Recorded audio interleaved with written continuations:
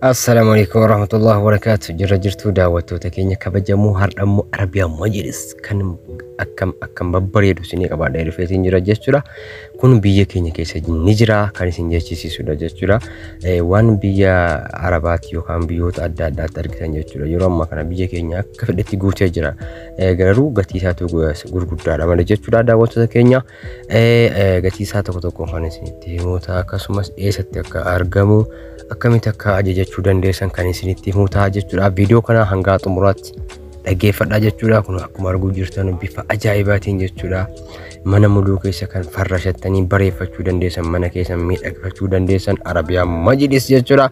Viidiyoo kana osoo dhaggeeffadhaa hanga xumuraatti. Namoonni haaraa taatan YouTube keessan subscribe godhadhaa. Waan adda addaa gatii bittaa meeshaalee adda addaa asirraa argattu jechuudha daawwattoota keenya hanga xumuraatti. Nawwaliin kan argaa jirtan kun Arabiyaa Majlisiidha jechuudha. Diizaayinii adda addaatiin kan hojjetamudha jechuudha. Kan baay'ee miidhagaa ta'edha. Gatii salphaadhaan hojjechiifachuu ni dandeessu jechuudha. Kan gatiin isaa gadi bu'aa jira, kan gatiin isaa ol ka'atu jira jechuudha. Akkuma bifti isaa adda ta'e gatiin isaa illee wal caala jechuudha. Kun kanuma kan argamu biyyuma keenya keessatti jechuudha daawwattoota keenya.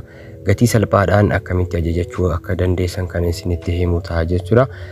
Lakkoofsa bilbilaa asirratti isiniif kaa'amee jiru irratti dawwaltanii gatii isaas akkasumas beekuu ni dandeessu. Akkasumas diizaayinii akkam kaareen tokko meeqaan akka hojjetamu kan mana tokko keessa ga'u kuma meeqaan akka hojjetamu karaa salphaadhaan beekuu ni dandeessu jechuudha. Dhugaa dubbachuuf waan baay'ee namatti toludha kun biyya keenya keessatti argamuun isaa jechuudha.